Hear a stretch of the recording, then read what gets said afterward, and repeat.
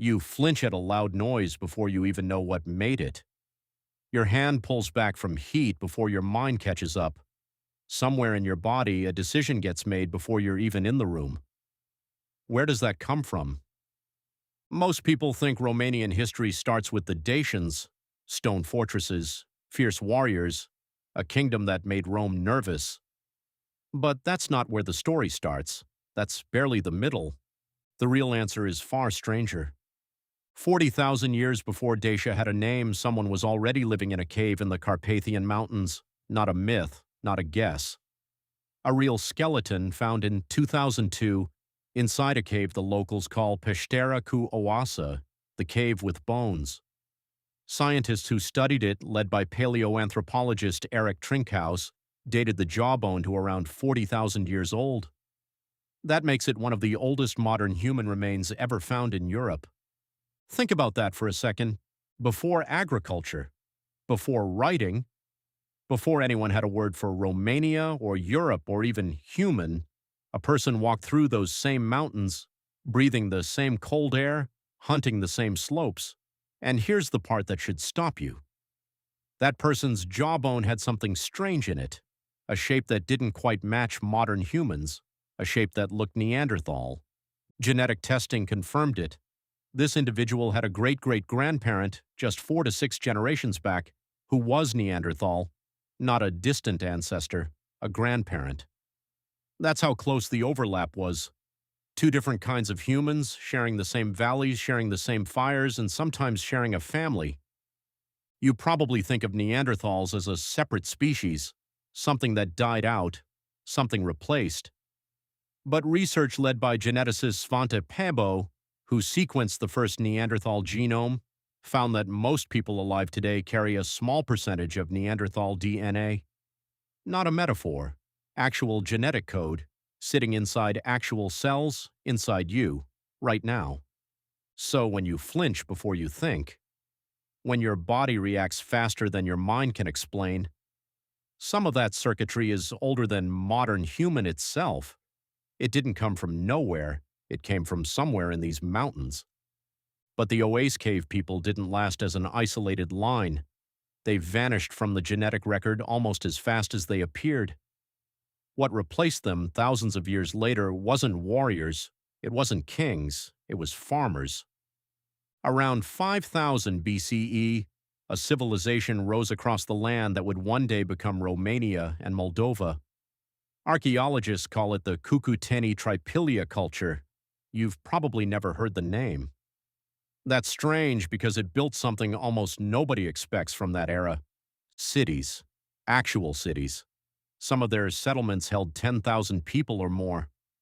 For comparison, that's larger than early Sumerian cities that get credit for inventing urban life. These weren't scattered huts. They were organized, laid out in concentric circles with wide central plazas and consistent architecture. And then every 60 to 80 years they burned it all down. Not from war, not from disaster, on purpose. Archaeologist Maria Gimbutas, who spent decades studying these settlements, found evidence that entire towns were deliberately set on fire and abandoned, then rebuilt nearby again and again, generation after generation. Why would anyone burn down a city they built with their own hands? Nobody knows for certain. Some researchers think it was ritual, a kind of communal reset, clearing the old to make way for the new. Others think it was practical, since after decades of use, soil around a settlement gets depleted, waste piles up, and starting fresh solves a problem no plumbing system could. Either way, it means these people treated permanence differently than you might expect. A civilization more than 5,000 years old was already testing the idea that sometimes, to keep going, you have to let something burn. That instinct didn't disappear. You feel it every time you delete an old draft to write a better one. Every time you move to a new city because the old one stopped fitting. Every time you tell yourself, clean slate, and mean it. That's not a modern productivity trend. That's a 5,000-year-old pattern still running in the background. The Cucuteni Tripilia culture eventually faded too, worn down by climate shifts and waves of migration from the steppes to the east. New groups moved in. Indo-European speakers, herding cattle, riding horses, carrying different gods and different words. Over centuries, those groups mixed, adapted, and eventually became the ancestors of the people the Greeks would later call the Getei and the Romans would call the Dacians. So by the time Dacia rises, the beginning of Romanian history everyone learns about, the land had already absorbed 40,000 years of human experimentation, Neanderthal blending, urban rise and deliberate ruin, migration, mixing, starting over. The Dacians weren't the first chapter. They were built on top of dozens of chapters nobody wrote down. Here's the part that should really land, though. None of that history stayed in the ground. Your body is not a blank page that Romanian history, or any history, was written onto starting with famous kings and battles.